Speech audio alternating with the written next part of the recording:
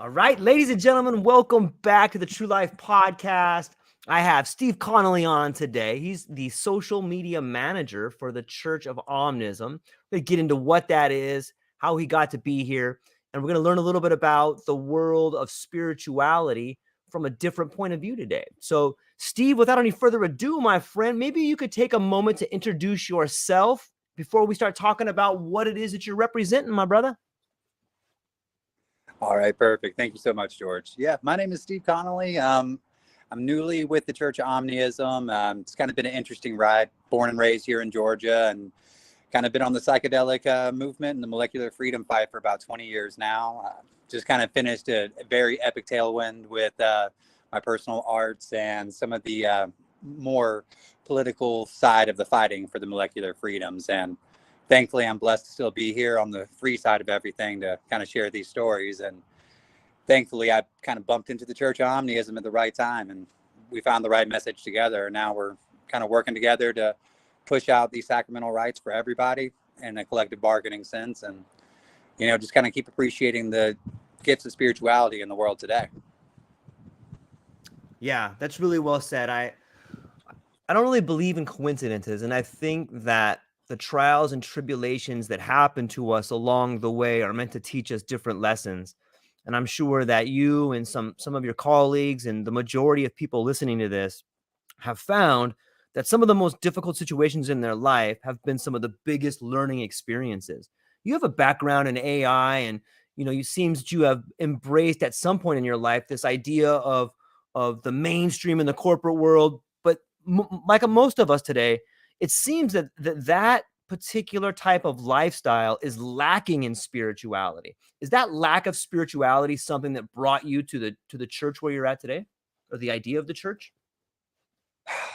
I would have to say yes. It's with my work in the IT fields or the AI fields, I'm currently under a non-disclosure agreement, so I can't go into too much. I can kind of say on that note, there's probably a reason that a lot of these chatbots sound like sarcastic little potheads sometimes, but that's neither here nor there. But yes, there is a huge divide that seems to have come up in between the corporate world and the personal world. I mean, I can say personally, as growing up in the Bible Belt in the southeast part of the United States, that you start to see a lot when you start to deal with the spirituality side. And in spirituality, it's kind of hard to find that perfect median between the right message and the right community to do this with.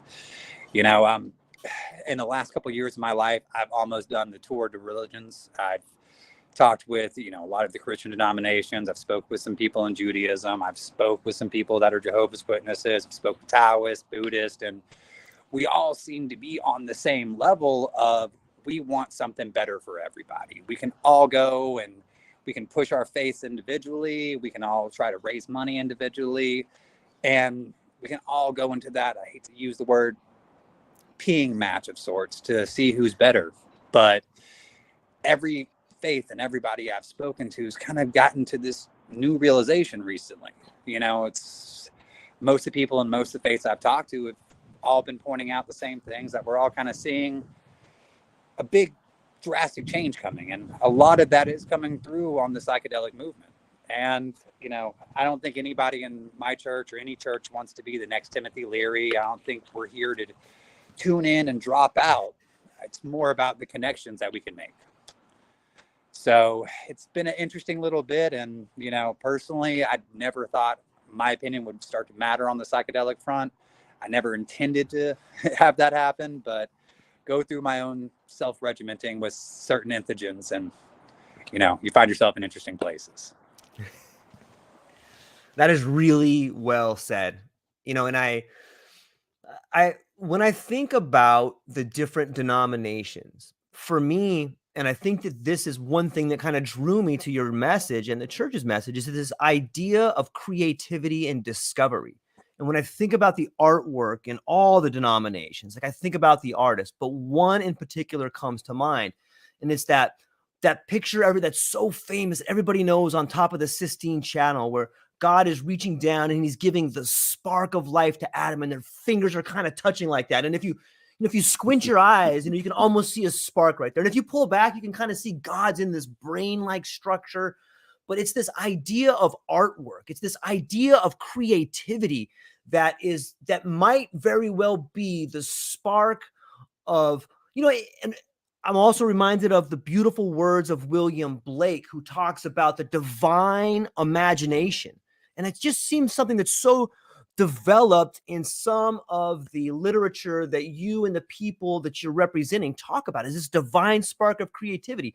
Maybe we could talk a little bit about what the church is. You can describe the title and define it, and then get into what it's all about. So the Church of Omnism is a newer approach to a spiritual collective. I mean, personally, I look at this as not necessarily a new religion, but just a new way to bring community faith together. When I think of the divine and I think of spirituality and I think of the spiritual collective, I look more towards the idea that Bill Wilson put out in AA, when you're looking at the only thing that you need to acknowledge is a power greater than yourself. And that's what we're trying to embrace in the church. We also do talk a lot about sacramental rites and, entheogenic rites. And the way that we're approaching this is a little bit different. I do have some connections with people in the Indigenous Church and a few other churches, and, we're all kind of working towards the same goal. But the issue that I've seen, and a lot of people in our church have seen, is when you go and you're asking for your rights individually, you keep hitting the same brick wall. But when you go and you're saying, hey, this is my brother, he's in the Indigenous Church. This is my brother, he's in a Buddhist church. This is my brother, he's Jewish. This is my brother, he's Christian. This is my brother, and we're all brothers together, and we're all brothers and sisters in divinity. Then we're taking aside some of these issues that we've had. It's at the end of the day, what I found and what I loved so much about the Church of Omnism is when I first ran into Mr. Allen, I first ran into some of the people in the church. I'm very awkwardly Jewish. Just growing up in the Bible Belt, it's not, the South has never been known for embracing people of Jewish, backgrounds, however Jewish you may or may not be. I will say I'm grateful to still be here, and, I found a lot of support, but it's not the easiest ride to take. But when you speak to anybody with the church and you speak to anyone, what makes us different from everybody is we want to hear what you believe. We want to hear why that's important to you.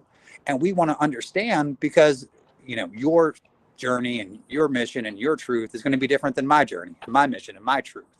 But at the end of the day, if all human beliefs and all human divinity can be traced to a singular creation, then we're all essentially speaking the same language. We might be using different dialects.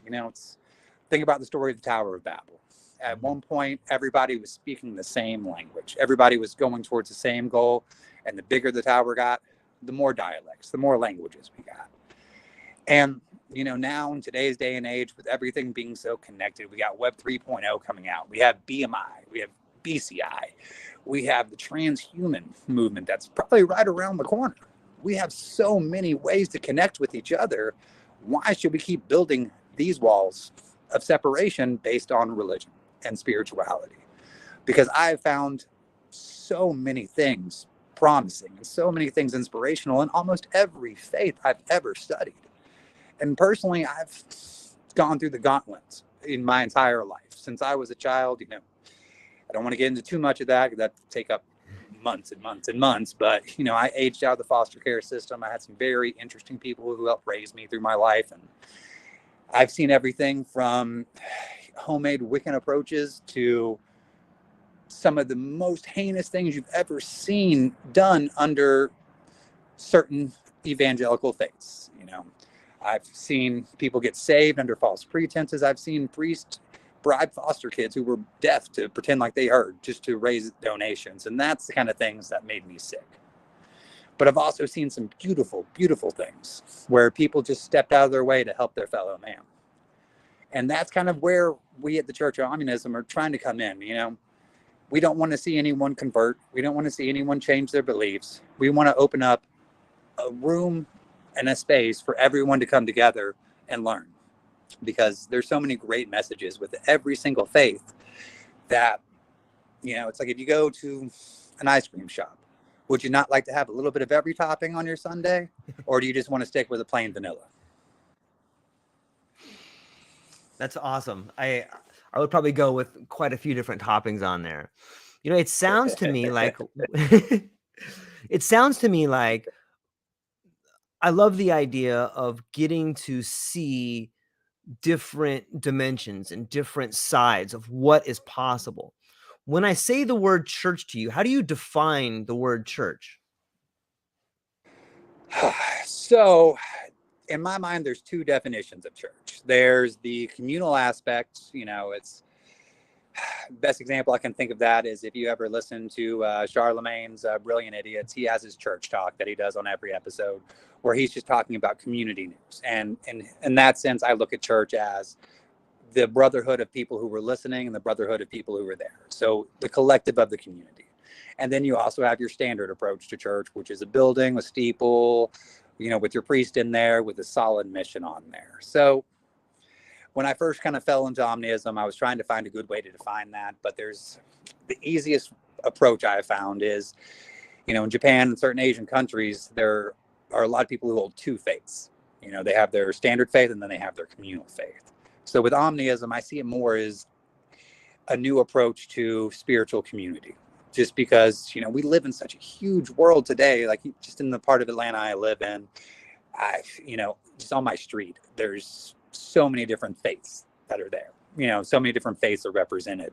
And a lot of times it's just great to be able to share that faith and have that community sense, you know, with anyone around you. So for the way I would approach Omnism as the church is more about the community and the way that we share faith with each other versus the way that we bolster one faith in a building.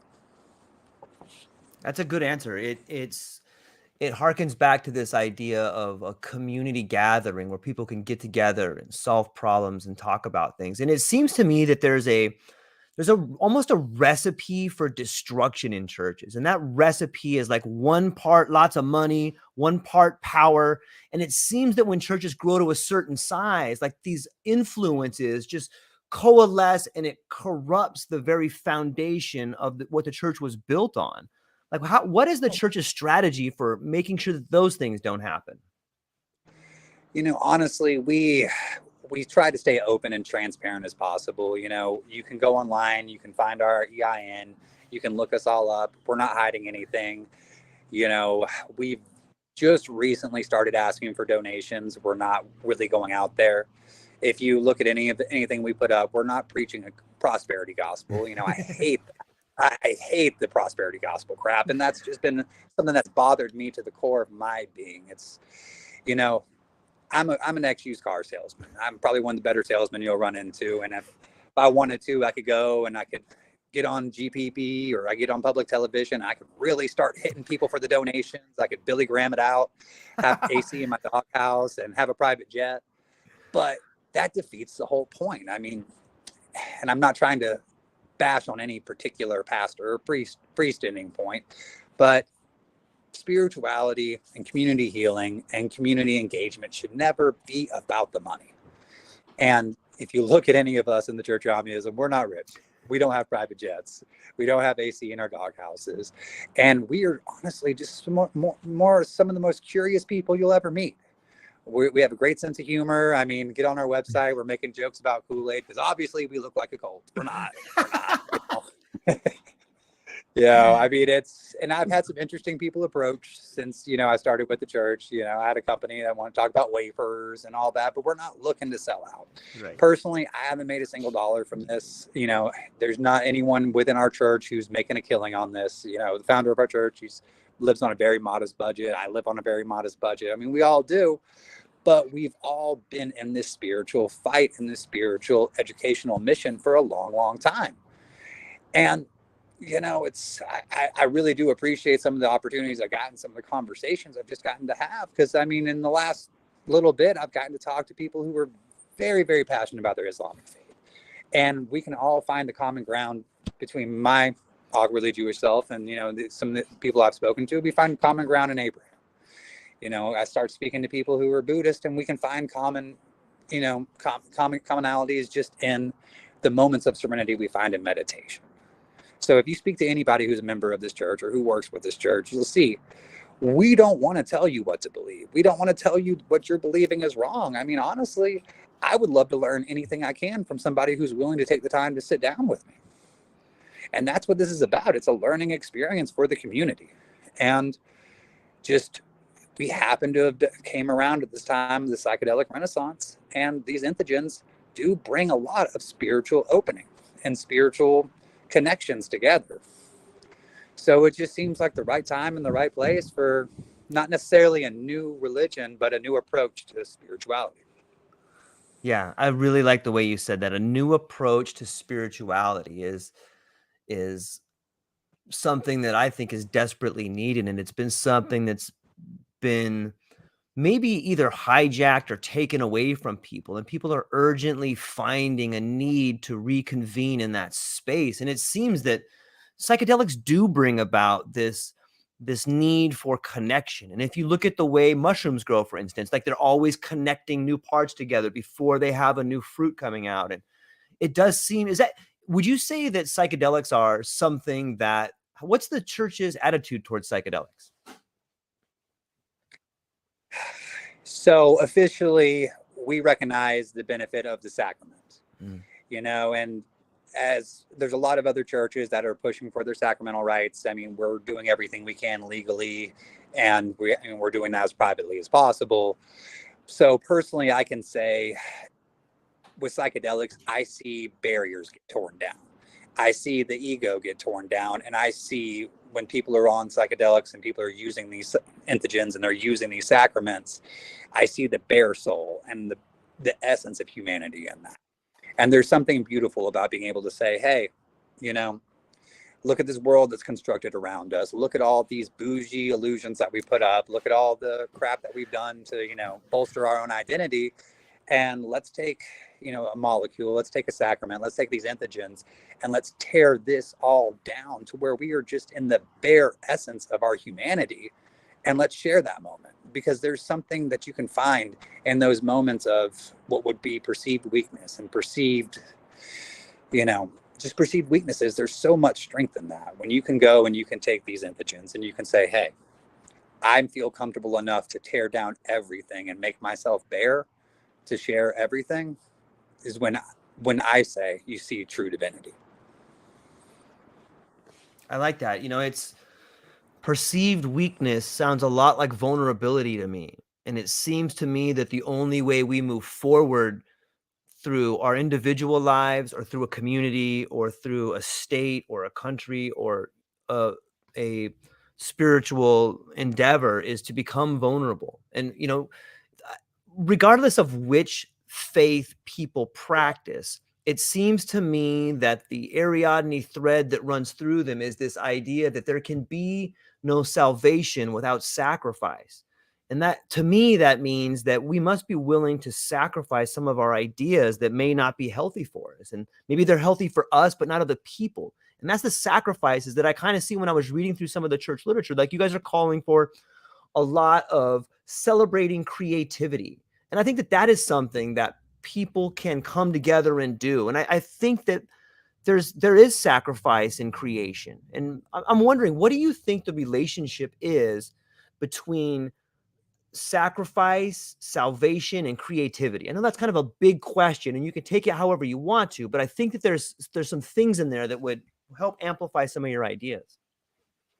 No, and that's a really great question. I mean, honestly, with salvation, you have to sacrifice something. And I can personally say I've sacrificed a lot in the last couple of years just to have my salvation of sorts. Sure. But to be able to go and find this community and be able to go and say, hey, we're working towards a collective good and we're working towards a common good, you have to give away and you have to sacrifice a lot of your own personal endeavors in this. So with salvation, and I'm trying to make sure I don't step on anyone's, fake toes by any means, but in my personal belief, salvation or anything that you would find in divinity is just your own spiritual awakening. And the only way that you can truly, in my mind, find your spiritual awakening is to be willing to let go of all the physical tie downs that you have. You can go and you can be focused on getting the new Bugatti. You can be going and focusing on getting the brand new home. You can be going and focusing on getting the best shares of the best stocks at the right times. Or you can sacrifice a lot of those things just to see your neighbor get bolstered. Or you can do things to see your community get bolstered. I know personally, I've seen a lot of people on the Psychedelic Renaissance that have sacrificed a lot. I know a lot of people who they're on the front lines of this fight, and they're staying in hotels. They're not making a killing. They're not rushing off to get patents on new molecules, and they're going out and they're spreading the word of the benefits they've seen from these medicines or these entheogens. Sorry. So there's a lot of sacrifice that comes in salvation. And what I've loved and what I've found in the Church of Omnism is the people that I work with within the church. We are bolstering this mission. We're bolstering this fight, but nobody's asked for a single payment. Nobody's doing anything but trying to share the miracles they found in these entheogens with the world. And we're only pushing to make sure that everybody that wants access, that wants these spiritual connections and wants a spiritual community, has a good resource to go to for it. So, a lot of us in this fight have made a lot of sacrifices. And a lot of us have lost a lot. I'm personally grateful to say I haven't lost too much of my freedoms. I know people who've done years and years and years and years pushing this fight. And thankfully, I'm not one of those. So I've seen so much sacrifice on many sides of this fight. And when I say that, I have good friends who work for, law enforcement, and I've seen the sacrifices that they make. This isn't a fight that's on a blue line anymore. This is a fight that's just about humanity. So a lot of us see the salvation in it. I've been blessed to be able to talk to some people in my state government recently about ibogaine treatments and some of the other interesting approaches that we have coming around just in the psychedelic renaissance. So it's been a crazy, I could say crazy couple of years, at least a crazy pandemic. So a lot of people in this fight have made a lot of sacrifices, and hopefully all those sacrifices end up to be the salvation of a lot of hurt people. Yeah, I like that. I see the same thing happening in a lot of ways, and it makes me curious to see the tool that spirituality can be in a fight.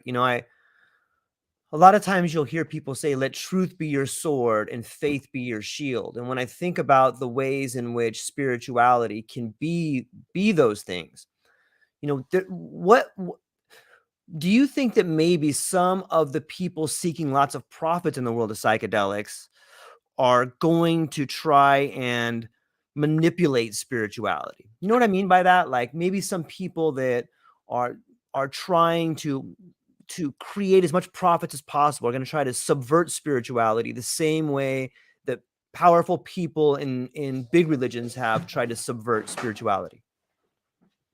Oh, yes. We're going to see that all day, every day. And that's something that we have to, if you're part of this psychedelic community and you're part of this spiritual fight, you have to be aware that it's coming. I mean, we've seen it, for hundreds and hundreds of years in anything that's spiritual.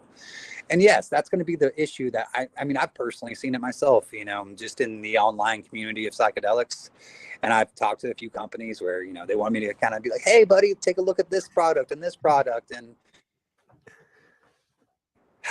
honestly, when there's certain entheogens and there's certain sacraments that just happen to pop out of the ground, and you want to come to me and say, hey, look, I have modified this molecule just a little bit, and I put it on transdermal patch, and it only costs $10,000 to do some therapy, and you get 3 sessions with it. Yeah, we're going to see people who are going to be saying, hey, look at my spiritual greatness, and hey, look at what I'm doing for the community, but by the way, please pay all this money for something that comes out of the ground freely, or please pay for all this money for something that you can go harvest from a root bark. I'm speaking to people with the indigenous church just yesterday, and in my home state, some of the issues that they're feeling with that is, as cannabis gets pushed further and further and further, and George is making some really good progress. I'll say that hands down before I say anything bad. Yeah. But the indigenous church is getting left out. If we're going to acknowledge that they have the right to the sacraments, and they have the right to the cactus, and they have the first right to the soil, I'm speaking with people of the church, and they're not getting one of the first rights to grow. on this soil. So, and the people I've spoke to with that church, they're not looking at it in a profit way. They just say, hey, this is what my ancestors have done. This is what I'm doing. And I want to continue to take this message out. So, I'm not going to say anything bad about the cannabis movement in Georgia, because there's a lot of great people on that fight. But right now we're watching the profiteers go up, fall, and, just keep hitting the wall.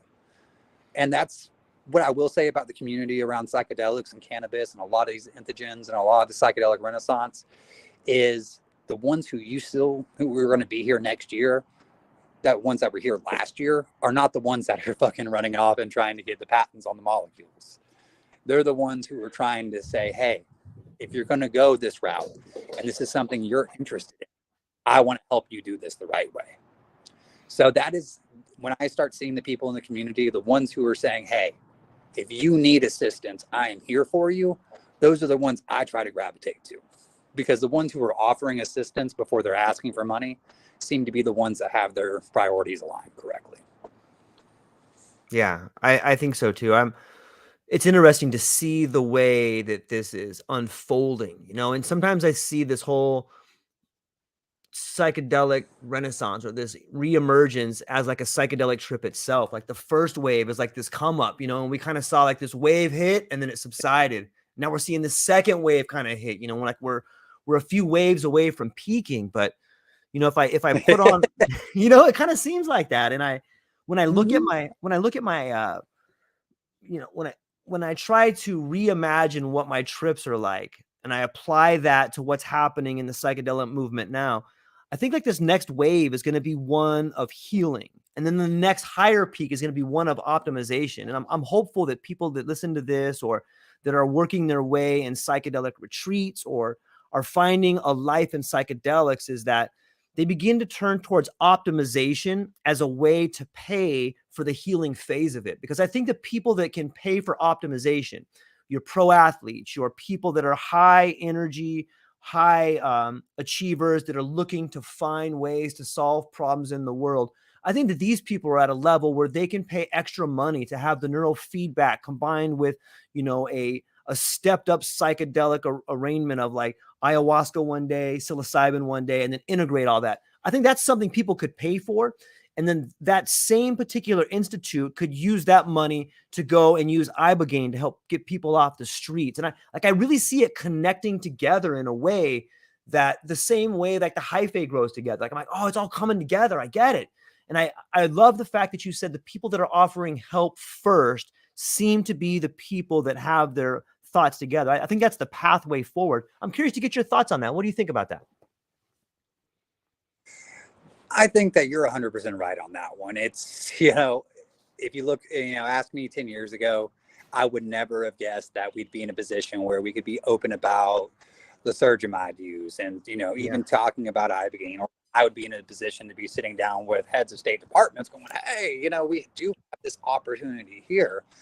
And it just seems like the collective conscious of everyone kind of clicked and said, hey, we just survived one of the craziest, instances of humanity ever with the pandemic.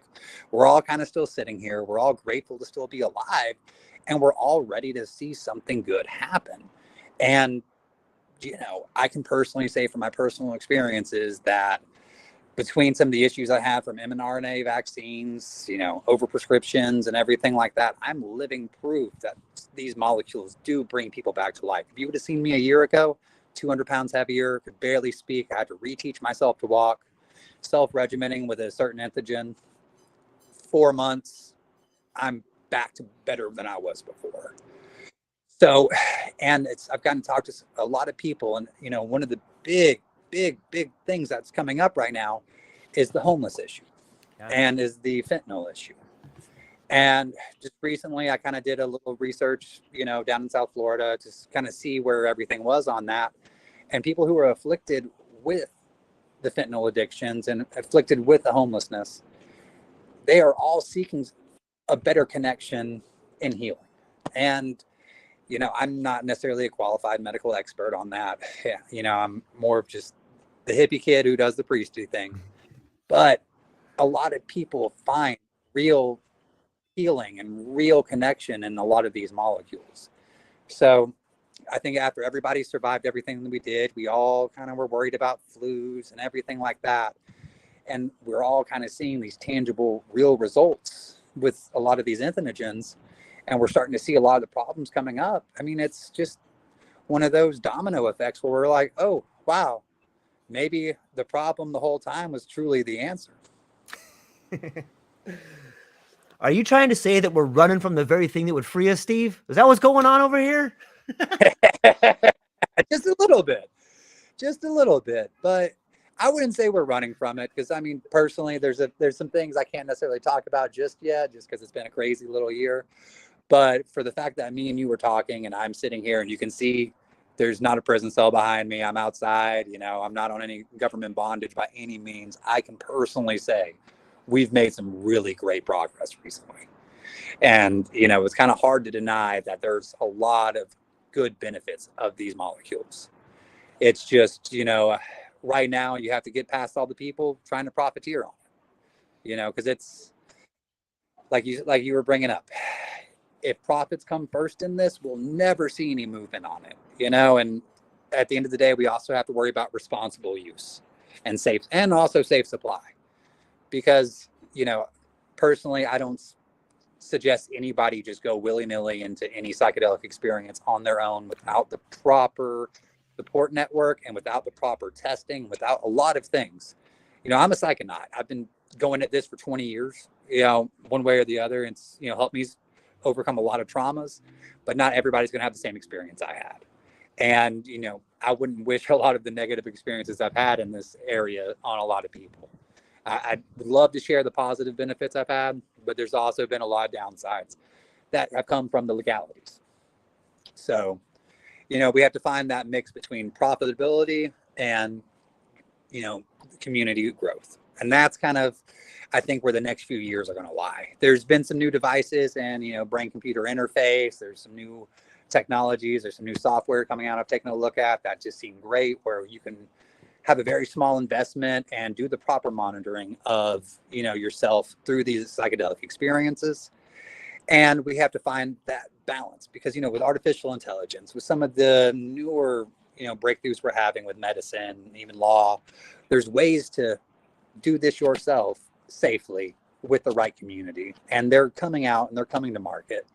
So, you know, personally, and, you know, as for the church, we're not suggesting anybody go buy anything. We're not suggesting anybody go buy certain chemicals. We're not saying get online and do anything like that, because, you know, honestly, you can't trust everybody selling anything online.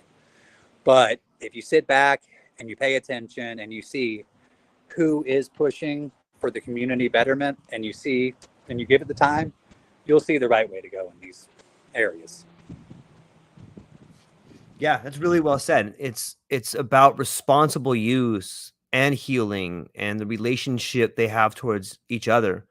And I want to talk a little bit more about this idea of relationships, because I think while we often hear about sacraments in church and government regulations, what people never talk about, or at least not that often or not enough, is this idea that what we're seeing in the psychedelic space is this building from the ground up. Like if you look at the Federman protocol or some of the work that he's done, we're really seeing the science, at least some of it, being farmed out to the people on the front line, some of the psychonauts, some of the people that have been in the game for, you know, 50, 60 years. And you're seeing a lot of like citizen research happening. And that there's a relationship to building from the ground up found in the church, found in spirituality. If we go back to the beginning of a lot of communities, no matter what part of the world you're in, you saw a relationship between community spirituality building a government. And so that leads me to my next question, which is, what is it like for someone who is now in the spiritual community going and sitting down with a state leader to talk about laws, to talk about what could be for healthcare, to talk about solving the homeless problem? How are you received by the government officials being an official from a spirituality place? You know, this is my experiences with that have been very minimal, but they have been, you know, amazing on that. And I got to sit down with someone from my state behavioral health department, and we were kind of going over some of the, you know, we did get awarded like $636 million from the opioid settlement. And, you know, just having the chance, with my educational background and just some of my life experiences to even have that, amazing. And, just being able to say, hey, look, Mexico's doing great things with Ibogaine. You can look at some of the treatments. We're looking at very low cost on there. And just to have the opinion heard and just to be treated as someone who matters in that is an amazing experience, because honestly, as being someone who was essentially raised by the states, from a very young age, I've seen the way that these contracts go out and they get farmed out. I don't even want to get into the way that foster children are farmed, because they are farmed like no other.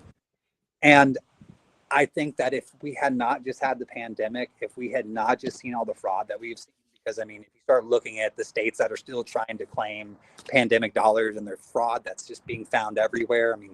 State employees that were collecting pandemic unemployment while still on the clock. I think a lot just kind of got brought to the surface. And I think a lot of people's intentions are now fully known. You got Big Brother, you got the American surveillance state, you have all the aggregation of everyone's personal data, and you can't change that. If the government wants to know what you've been looking at online, they hit a button and they know what you're really about now. And I think, we can be afraid of this advancement and this honesty that's coming out, or we can embrace it. So, it's been amazing to have the conversations I've had. It's not like I got approved for anything. But for me to be able to go from targeted under, government investigations at a younger age, for what would be considered, activism today, to being able to sit down and say, hey, why not Ibogaine? Why not disomorphine? Why not a kratom taper with tianepine in there? And to be heard, there's answers there. And I hate to say that maybe the old problem is the best solution. So it's been interesting, but like I was saying earlier, and the people in the government and the people who are really trying to help people, they see the difference from the profiteers and the people pushing for community betterment. And I know I haven't asked for $1 yet. My church hasn't asked for $1 yet. We just asked for, people's attention and their time. And that's really what we're pushing for right now is, collectively, the church is pushing for everyone's sacramental rights. Me personally talking about Ibogaine, me personally talking about disomorphine, those are all my personal opinions that aren't necessarily reflected on the church. But I do see I've seen the front lines of the fentanyl fight, and it's sick. And a lot of these people who are afflicted with fentanyl addictions, their hang up is the molecular hinge. They need that to keep going, and they have nothing else to really grasp onto. So a lot of what I find spiritual and the way I want to approach a lot of this is kind of based on the 12 steps of AA, just because, that is a beautiful program. Not trying to say that anything about AA today or, tie that in with the church, just those 12 steps are a really good spiritual foundation. And the way that I approach Omnism is the same way that, AA approaches spirituality, just understanding that there is a power greater than yourself. So when I have had the chance to speak with people who are afflicted with the fentanyl issues, they see that tangible experience with Ibogaine as something tangible and spiritual. And when I have had the chance to talk to people who do make the decisions in the state, which is not every day, I'm not on anyone's speed dial. It's just, I've had an interesting life. So it's just kind of been a wild ride. I got to where I am now, and I did everything I can to make sure, all this wasn't for waste. They're seeing the benefits of that too. And they're seeing the possibilities in that. And then the hard part and the middle ground that we have to overcome in that are the profiteers and the people just trying to make the dollar. But we also cannot forget, we can't have any of these improvements without them being profitable as well. So I'm not advocating for socialism, communism, or anything like that. Neither is the church. We're more about compassionate capitalism at the end of the day. But there's going to have to be that middle ground where the politicians and, the profiteers and the activists all come together and say, hey, this is the way we do it. This is the way we make the money. And this is the way we bring it and subsidize it to the people. But I don't think anybody in this fight 15 years ago would have thought we'd be where we are today, where we could be open about these opinions online without having the federal government just swoop right down on you. Yeah, in some ways, it seems to be the tacit approval of the big boys saying, "Okay, let's start talking about it." The fact that everybody's at the circle, or everybody's has a invitation to the forum to put their voice out there. To me, it means that it's moving forward, and I really like this, or enjoy investigating this road of spirituality in churches in service to solving humanity's problems, because you know there's a there is a framework for it. If you look at like the Red Cross or the Salvation Army, like these particular entities are really big in helping fight cancer or setting up treatment centers, and there's no reason why, say, like the Church of Omnism couldn't be, or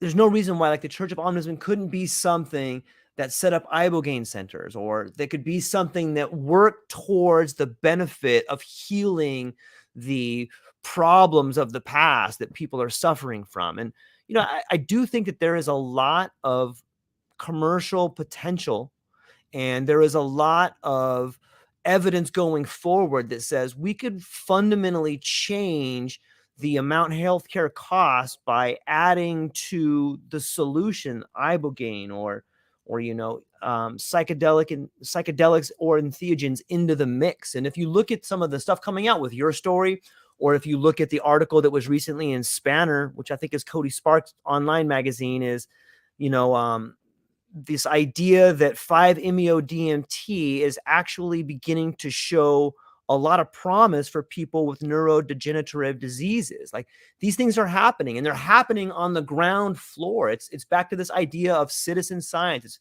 I'm not saying everybody should go out there and try this, but I'm saying that these experiments are being done in the open for people to see, and the medicine is there, and it seems that there's a path forward, and you can see the results, and they seem really positive to me. So I'm really excited for the future. What is your take on the relationship between churches, spirituality, and potential healing centers? So just officially, the church, we do push for the religious rights under, sacramental use under responsible adults. So we are not officially pushing anything towards healing or medicine at the moment. Personally, I do see, and me individually, I do see a lot of potential with ibogaine and a lot of potential with a lot of these new molecules. But officially, the church is about their independent rights of everybody. So I just have to make sure that's understood. We do support people's entheogens. We do support people's religious liberties. But no, I mean, 100%. There has to be a connection, between all three of those things.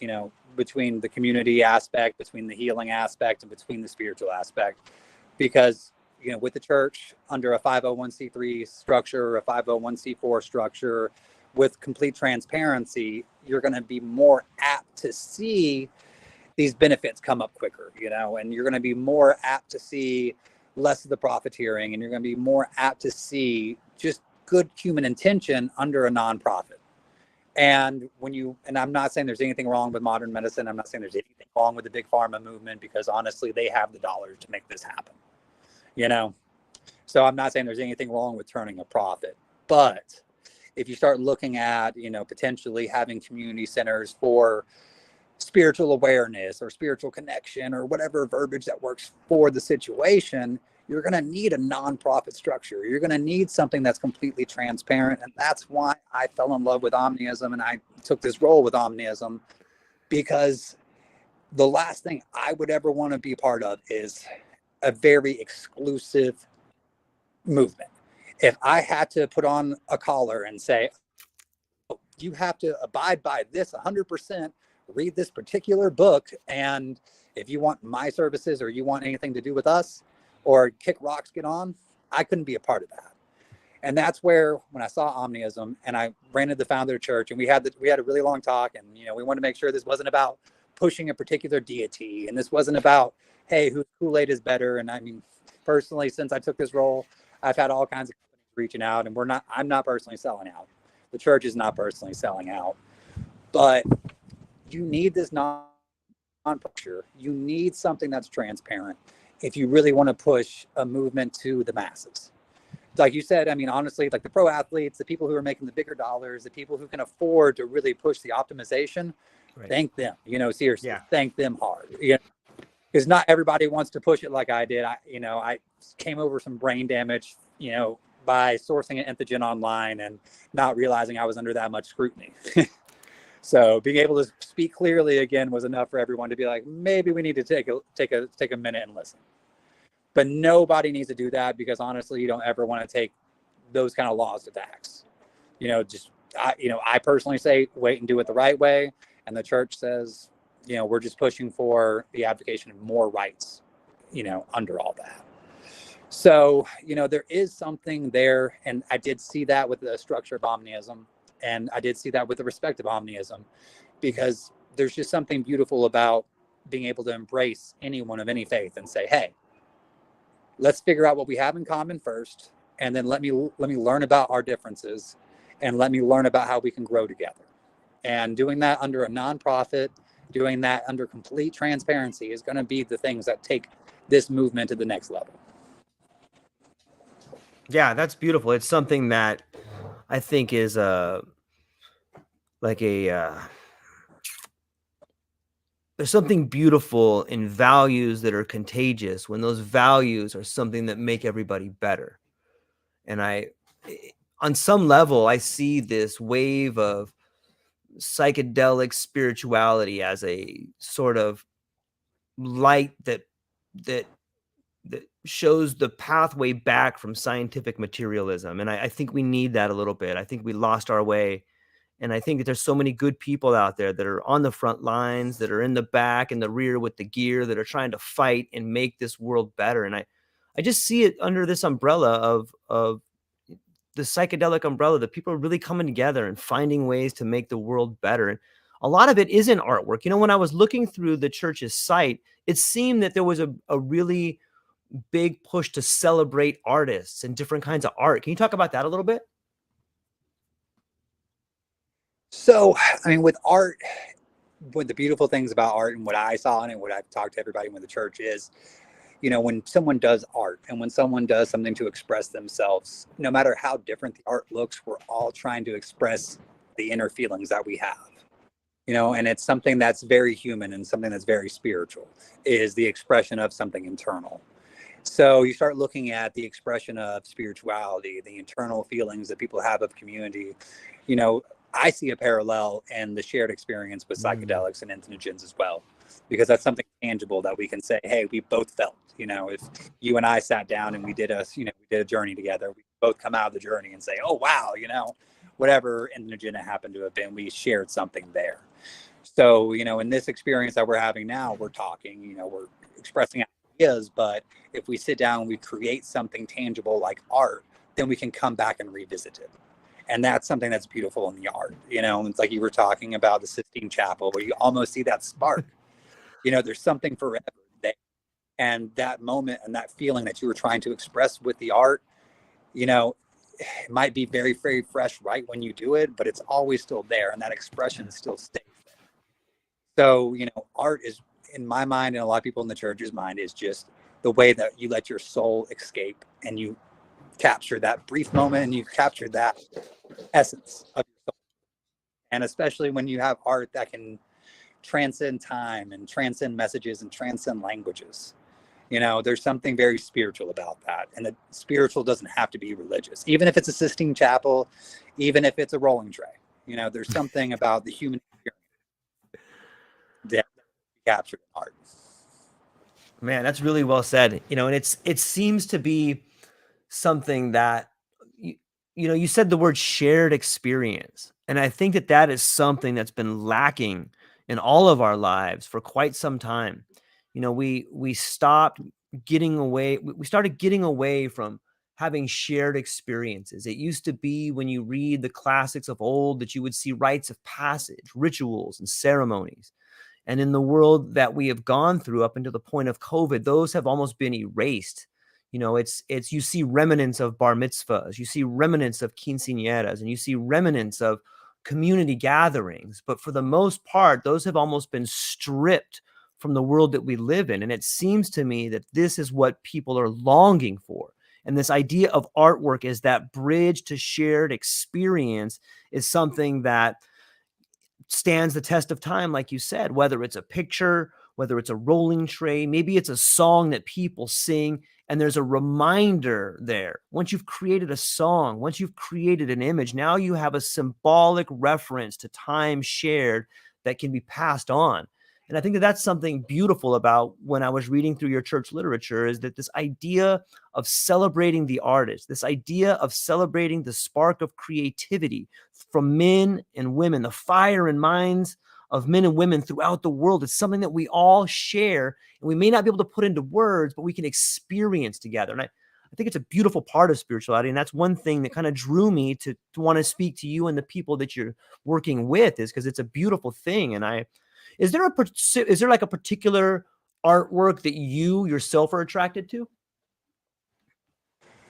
You know, I wish there was. I wish I could say, hey, that there's something, tangible every day that strikes me the same way. But I mean, personally, I've always followed blotter art and street tablet art, just Nice. because you see a lot. Yeah, I mean, there's history in that. I mean, you go back and it's kind of got me in some troubles too. But that's just, it is what it is. There's just something about the counterculture art or graffiti art that I do love, because I hate to say that, I'm not trying to have that outlaw look about me or anything, but there's just something about moderately illegal expressions of, novel, jokingness I love.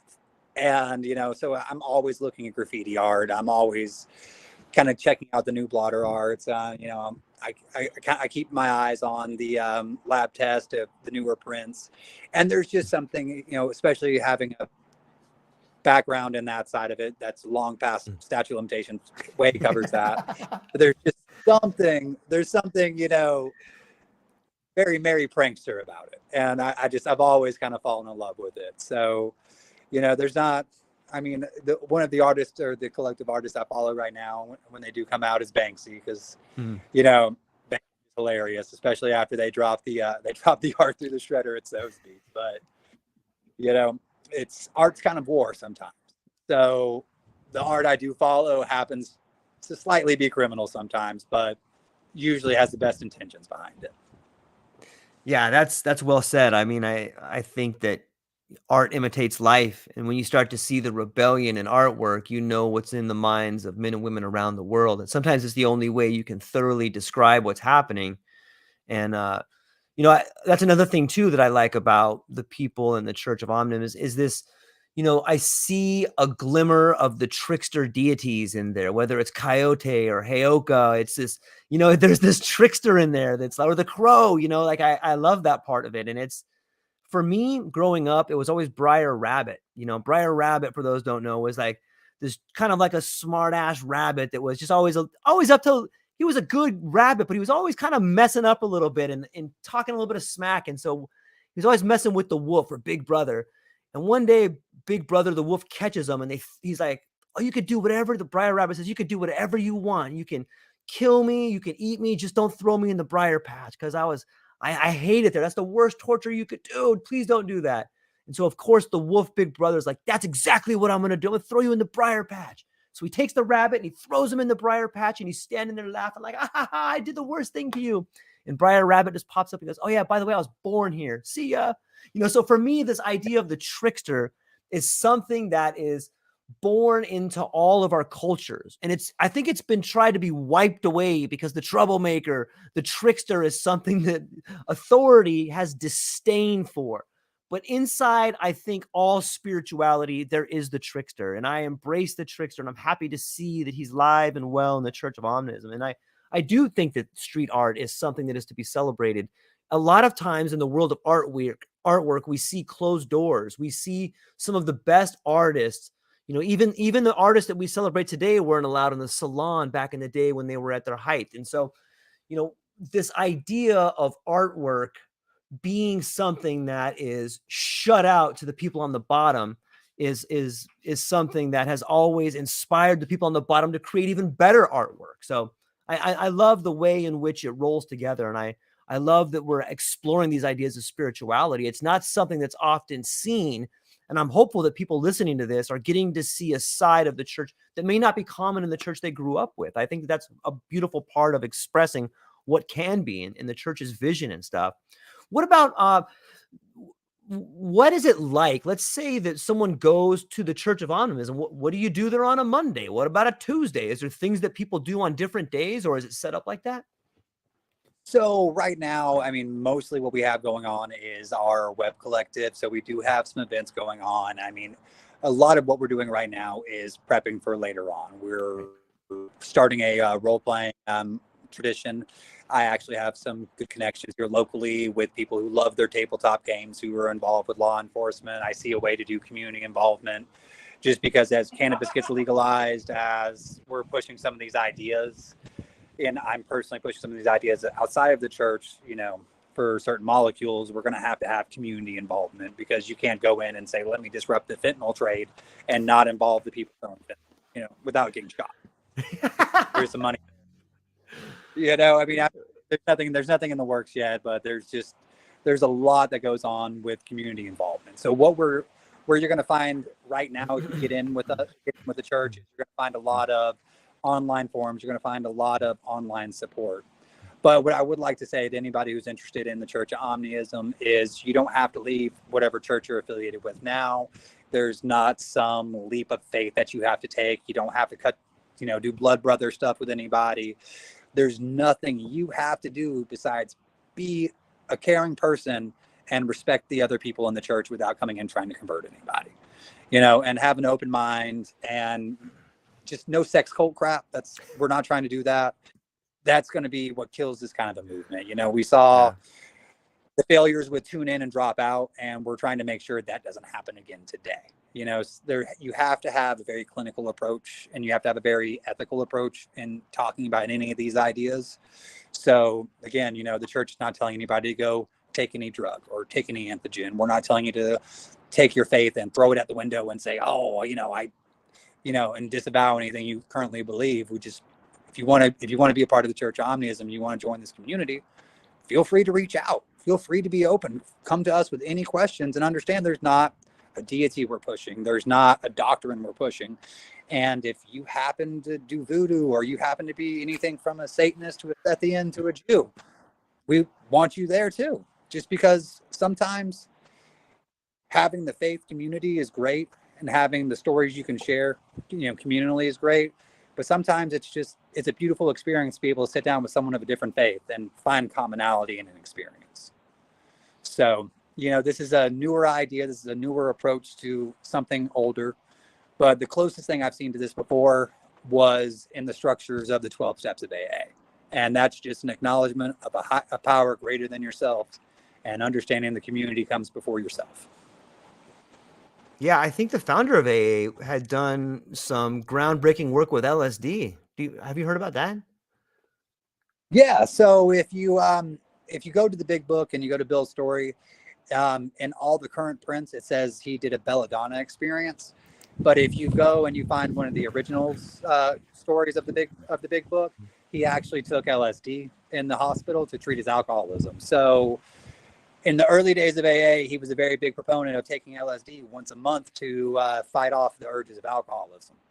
So, I mean, if you get into the truth about Bill Wilson, he was a very great man, and there was a lot of things he did that were not included in the modern day AA literature, but he was a very, very big proponent of LSD treatment towards alcoholism. You know, it seems weird to me when we talk about that, like we see a pattern with traditional religion. It's like they want to remove the sacrament from the service. And when you do that, you kind of remove the healing, right? Isn't that kind of a weird pattern there? You know, it is a very interesting pattern. I mean, it's especially if you really get into looking back at the long-term history of most churches. I mean, you look at the early Christian church, there's talk about the use of soma and different plants. Mm-hmm. You get to almost every religion, core of it, there's sacramental use. And, you know, over the thousands of years we've been doing this, and everybody's been practicing religion, you know, everyone's kind of shied away from sacramentals. So I wouldn't personally say that, hey, there's some big conspiracy out there Right. from any major religion or body trying to stop people from moving forward with anything, just because personally, from my experiences in the Bible Belt recently and having my opinion be heard and a lot of other people's opinions being heard, everybody's very pro changing something. It's just right now, everyone wants to make sure we change it the right way this time, so we don't have another failed Renaissance. Because I don't know if we do this the wrong way this time, I don't know if we'll ever be back to this point again, to where we can say, hey, no, whoa, this is right, and this is right on a spiritual level. You know, because I mean, they tried to do this in the 60s, they tried to get here in the 70s, and they shot it down. And we're kind of back at a point where it's more clinical. And I mean, just get on LinkedIn. I mean, you know, the medicine's there. Look at Maps. I mean, Maps has done so much amazing things for 40 years now. You know, this is a lot of work in progress. So yes, there's, you know, if you get to certain people and certain religious groups that maybe preach certain prosperity gospels, they don't want to see some of this happening because they would rather have a monopoly on the spiritual feeling and the community feeling, you know? And that's probably a very small minority of the spirit of the people in spirituality and religions today. So, you know, I want to make sure that's blatantly understood. The Church of Omnism is not pointing at any religion saying you're doing this wrong and you're doing this wrong and you need to do this differently. We're looking at every institution and we're saying, hey, teamwork, let's do this together, guys. And we just try to have a sense of humor about it. Yeah, that's a beautiful part of it. I was listening to Gabor Mate. I probably pronounced that wrong. Gabor Mate's recent interview with him, and one of the things he was talking about is this idea that one of the things we take ourselves so seriously. Like, you know, it's like we think that we are like this. We must be serious. This is a serious thing. Go be serious. And a lot of times you should be serious, but to forget your sense of humor in a world, you know, a world without humor sounds like a prison to me. And it seems that on some level, people have stripped humor from the communities that we're into. You know, I talked to a lot of people from Oregon and from Colorado that are, you know, experimenting with these new ideas because the laws have been changed there. But I don't get to talk to a lot of people from the Bible Belt. How is this world of emerging psychedelics and entheogens being thought of in the Bible Belt?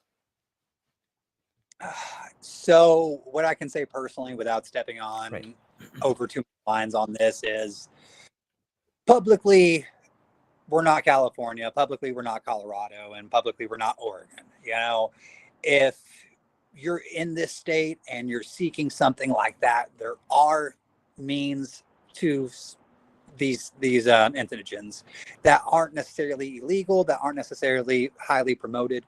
But I will say, for someone my age with my educational background to be able to sit here and say and talk to some of these people, we are making those strides. You know, we are acknowledging that, hey, there are some benefits, you know, just some of the experiences I've gone through that hopefully I'll be able to be more open about in the next coming years or so. Yeah. Just for me to be able to say, hey, look, I just consumed this entheogen. Let's all look at me and see how this goes. We're making those strides. It's just we have to keep, you know, we do have our political base here. You know, we are a very red state. You know, most of the Bible Belt's a very red area, but the commonality that I've found and the support I've found in the Bible Belt in this community is we are all against some of the issues we're finding in the new black market with fentanyl and some of the other issues. So the common thread that I've found in the psychedelic movement and a lot of this going forward is a hate for fentanyl and is a hate for some of the issues that we're having in there. So I've had a chance to talk with people who are faith leaders. I've had a chance to, you know, do all that.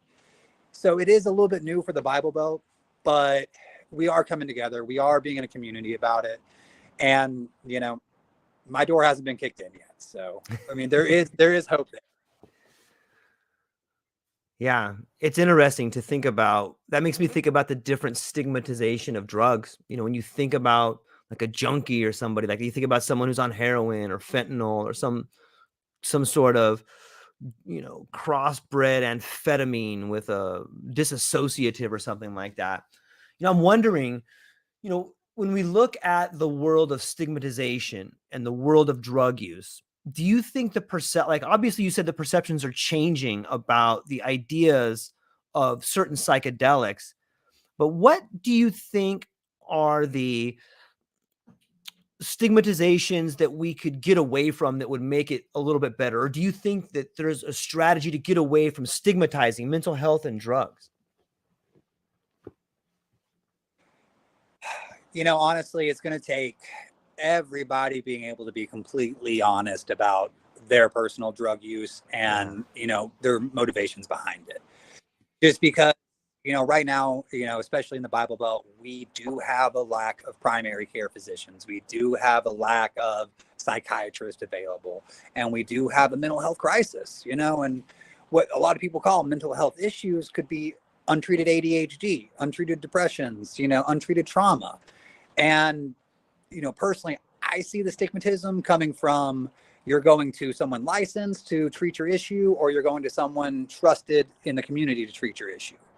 I am from Georgia, so I do happen to know a lot of people who do use black market amphetamines. I don't myself, but a lot of these people do not want to go to the psychiatrist. I went down that route, and it wasn't the best route for myself, just because you get red flagged all the way up to treat their ADHD. Instead of going to the psychiatrist and having to jump through the hoops of doing all that, they treat their ADHD with black market amphetamines. I'm not saying that's the way to go, but there's where the stigmatization comes from.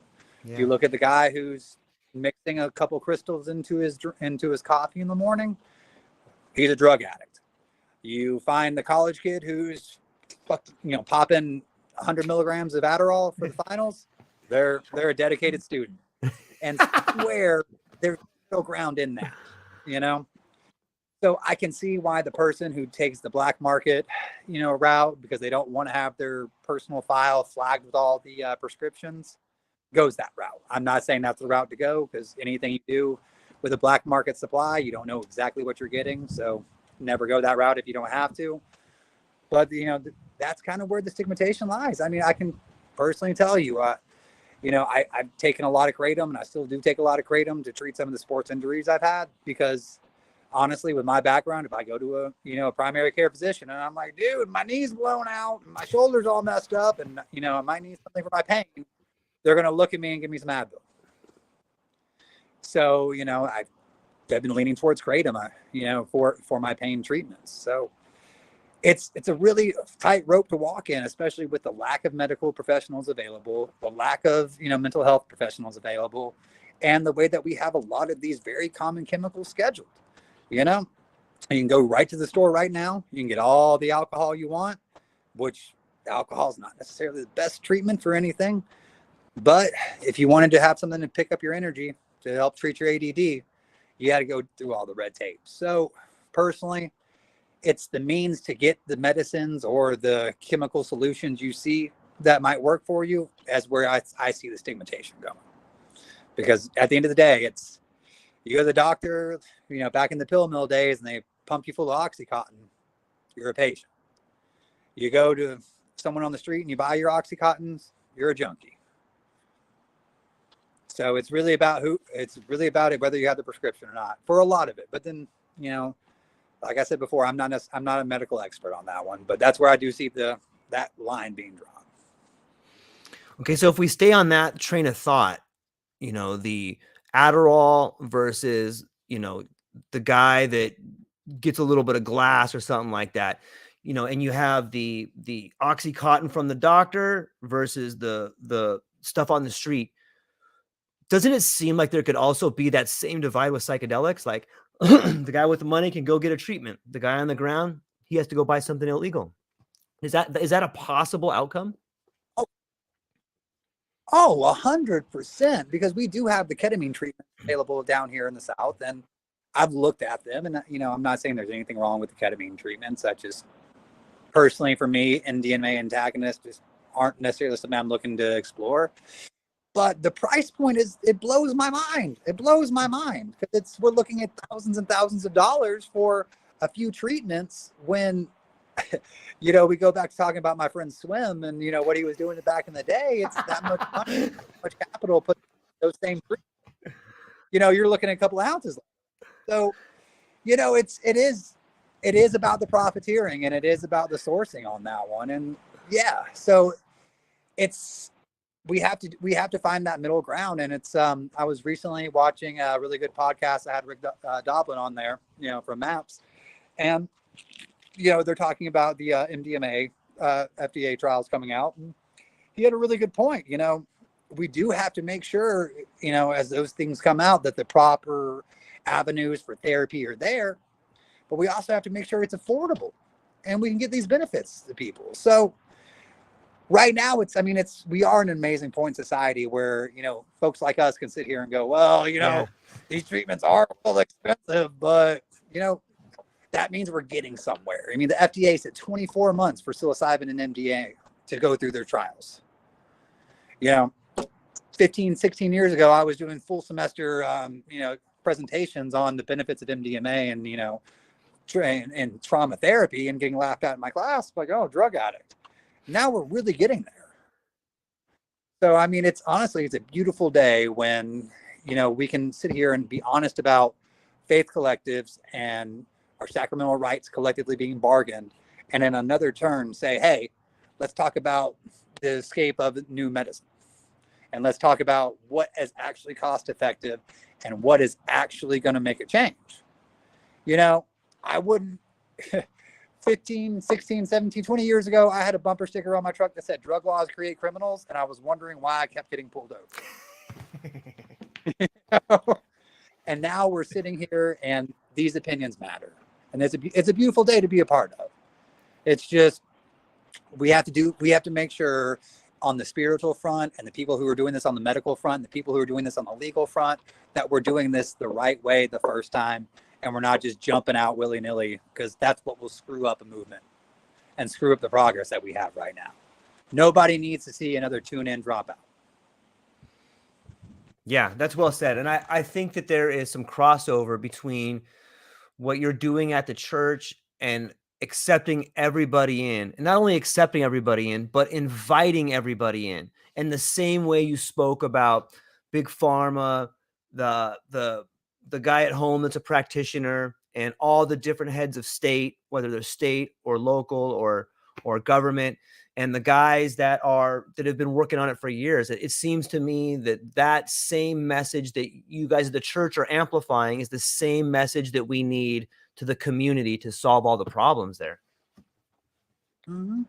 Oh yeah. And, that's why I fell in love with the Church of Omnism, because, I had some interesting personal trials and tribulations of sorts. And it's, my passion was kind of seen, and, I kind of had some nice nudges towards, spiritual work. Right. And I didn't want to exclude anybody in this. And yes, I've been very, very vocal for the last 20 years about the benefits I've personally gotten and the trauma I've personally gotten over with the use of entheogens. And, being an ex-foster kid from the state of Georgia, I've had plenty of state involvement in my life. And the whole time I've been like, hey guys, let's take a look at this. Look, it's working. I'm not curled up in a ball, falling somewhere. But the church is really here for the community's sake, and it's for the sense of community. And with the church, we're doing everything we can to legally and correctly go about sacramental rites and use of entheogens. So I just really have to make the distinction between what I personally am talking about, my personal opinions on potentials of ibogaine treatment, some of these other things, and the church's mission of community engagement and community involvement. Which, the church is a very beautiful, beautiful means to speak some of these things, because it's, I've known a lot of people who are Catholic who don't necessarily want to go talk about how they feel about certain entheogenic use at, Mass.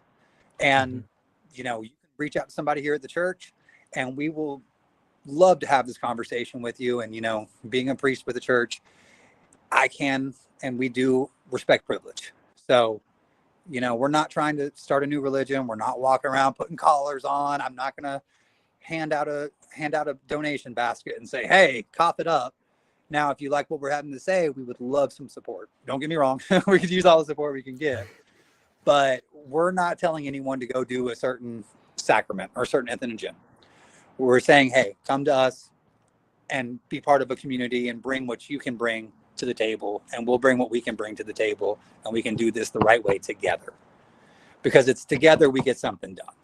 And, you know, it's like when I'm talking to my friends at the Indigenous Church, you know, and I'm talking to people who are Lions of Judah, and I'm talking to anybody else, the days that, and everybody has the same thing, you know, I am, and they want to express their beliefs. And what I keep telling them is there's no more I am. This is the days of we are. And we are going to the table together, and we are done asking individually for our rights. Just because why should one church have the rights and then another church have to come in? You know, UDV, they did a lot of hard work. They've had their doors kicked in, you know, so is the Native American Church. I mean, we've got all these people who say, hey, this is our right. This is guaranteed to us. I mean, through our creator and through our beliefs, why should we all sit separate? But, you know, with the church, we're doing this the correct way. We're doing this the legal way. And, you know, I will have to say to anybody who is watching, please quit reaching out to me trying to sell me drugs online. That's not what we're about. We're about people finding the community together.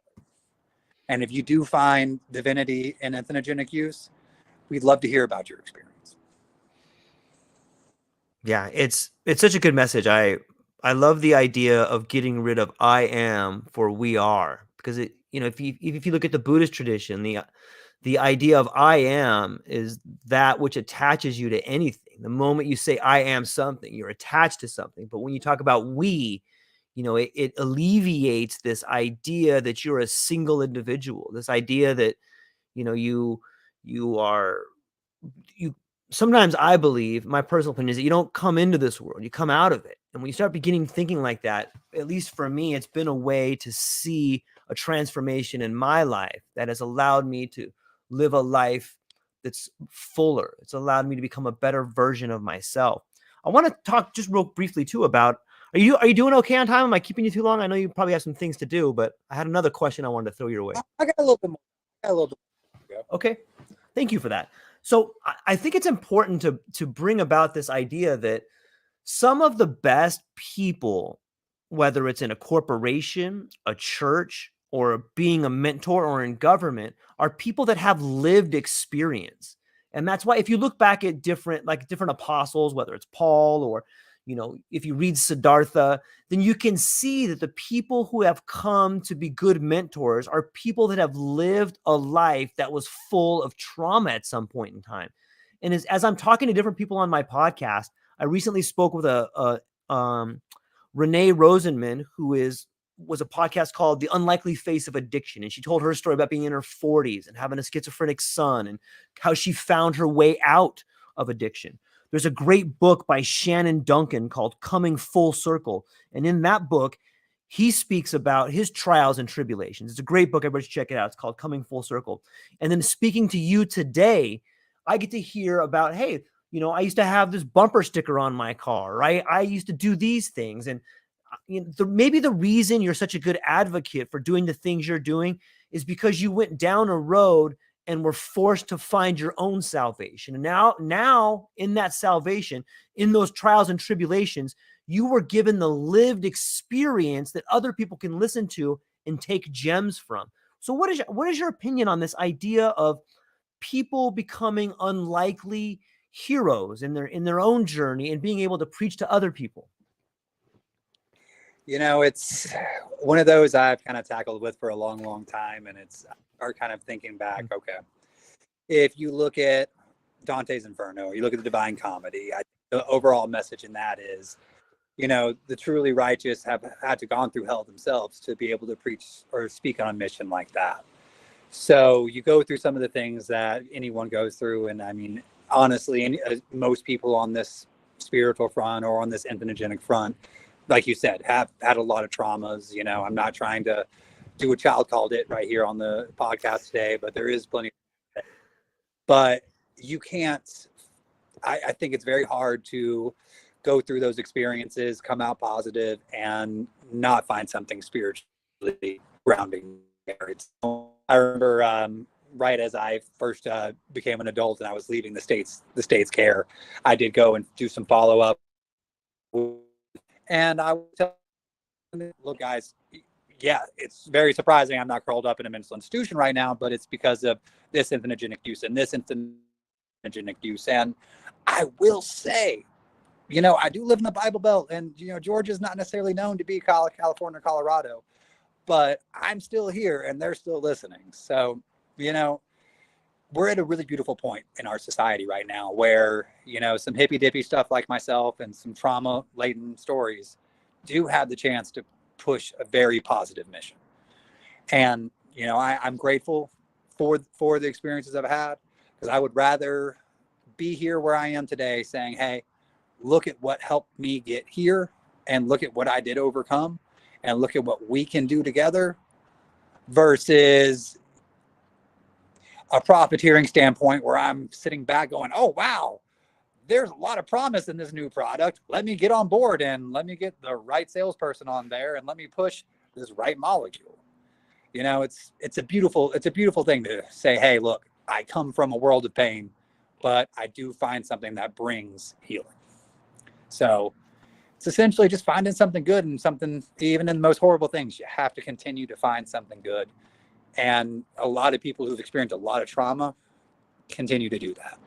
So, I mean, it's a blessing to be able to find something positive, especially with a background that is covered in a lot of negative. Yeah, I think that is something that I have found admirable in all the people that I hold in high regard, is this idea that they've gone through like this mini apocalypse. And I got good news and bad news for everybody. The good news is, or the bad news is, that you may not have gone through a mini apocalypse. And the good news is you're going to go through a mini apocalypse. You know, I think that and when I look at the world that we're in today, I think that I often say things like, and I talk to people who use this same phrase as above, so below. And I think that those of us who have already gone through, are going through, or about to go into this mini apocalypse, you can see it manifesting in society. And so as it kind of gives you the courage to know that, hey, there's a brighter day coming for those people that have been through this apocalypse in their own life. They have the foresight to understand, yes, it's going to be painful, but I've been through this before. And I think that's what lends people the power to have words that land in the minds of the others. It's like they're speaking from a point of lived experience. And I think that I just wanted to bring that up because I see that in the story you tell, and I see that in the book that Shannon wrote, and I see that in a lot of the guests that I've been speaking with. And it's interesting to begin to see the certain things playing out that have been being told to you for a while. I don't know if that makes sense, but I wanted to share that with you. Mm-hmm. No, it makes perfect sense. And that's something that's been a beautiful part of what a lot of people I've got to meet, and sounds like a lot of people you got to meet, is, you know, a lot of us that are here pushing a lot of this, that aren't sitting here with a, you know, SKU scan being like, hey, buy this product. Yeah. You know, we're coming from a point of a lot of pain, but we're coming, typically when you see us talking, we're happy people, we're, you know, glowing to some degree. And it's not because of a single molecule, and it's not because of a single entheogenic use. It's because of a community that's been embracing these kinds of experiences. I mean, you know, in my personal opinion, the rapture is truly someone's own spiritual awakening, you know? And I can say that I found my own spiritual awakening years and years ago, and it was a very horrible spot to end up in, you know? I wasn't at the best point, but I did find community, and I did pull myself back out of it. So, you know, anyone who's listening that's in a rough spot, I can tell you personally, dude, if I'm still sitting here and I'm still talking to you and it's not on a prison phone call, there's hope. Just, you got to do it the right way, and you got to stay positive. Yeah, that's well said. I think that is a great way to look at the rapture, or look at a spiritual awakening, is finding the courage in yourself to take that next step. You know, everybody I've spoken to has known someone that has died from fentanyl, or died from poor decision making on some level, be it the scars from abuse, or self-loathing, or whatever it is. Like, we've all known someone, or probably multiple people, that that are no longer with us. And I think it's important to note that just that one step forward every day if you can make yourself 1% better, if you just wake up and say something like, today I'm gonna be 1% better, and that 1% is me going outside and sitting in the sun, or that's me going for a walk, whatever that 1% better is the idea that you can make your life better by 1% every day. In 100 days, you'll be 100% better. In 300 days, you'll be 300% better. And pretty soon, you're going to be the light that shines on the path for other people to move forward. And so it's awesome, man. I really am enjoying this conversation, and I think it speaks volumes of the people you're surrounding yourself with. So I hope people take the opportunity to go and look at the links in the show notes. And as we're kind of landing the plane here, Steve, I want to give you some time to maybe, if you were going to summarize what it is about your journey and what the church would really hope to see happen in the future and where people can find you, like maybe you could begin on that process. So, I mean, personally, I never actually saw myself in a position to be doing a spiritual line of work. And, through a lot of the trials and tribulations that one day, if you want to sit down and have another conversation again, we can get into that. And of course. Take me months to go into all that. I can just say that, for the last 10 or 15 years, I've been advocating a lot for foster care rights, for, a lot of education. I've been doing everything I can to help make sure that youth coming out of the foster care system don't hit some of the snags and tangles I did, because, the trap is not the best way to fund yourself. I can tell you that right now. Yeah. That's something way in my past. So right now, I mean, obviously go to omnism.church. We're very vocal there. We have a Reddit page. I mean, there's great places to reach out.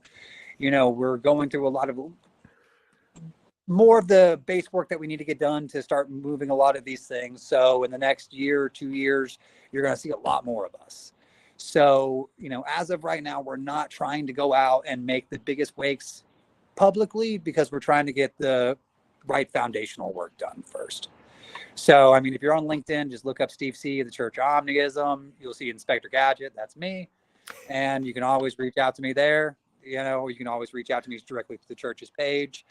And I mean, we're really just trying to build that community first and see where it takes us there. If you have any questions for us, if you have anything, please reach out to us. Please do. Because I mean, honestly, I love talking all day. So, I mean, we're pretty open, we're pretty transparent, and we're pretty friendly, and we like to joke. So, as long as you come to us in a place of respect, and we will always treat everyone in a place of respect, then you're already a part of the community, essentially. I love it, man. I love it. Ladies and gentlemen, I highly recommend you go check out the page. If you want to get a real glimpse of what the Church of Omnism is up to, if you want to see some of their philosophies, and if you want to see what the future could be like, and you want to see their definition of spirituality, go check it out. Go to the link, play around on their page, and reach out to them, because they're really friendly people. I think they have a fantastic message, and it's really been a fantastic time talking to you today, and I really appreciate it. So that's all we got for today. Steve, hang on a second. I'm going to close down the podcast, but I wanted to talk to you after. So ladies and gentlemen, I hope you have a beautiful day. I hope the sun is shining, the birds are singing. I hope you love yourself and you love everyone in your life, and the world's preparing a miracle for you. That's all I got. Aloha. All right. Thank you, guys.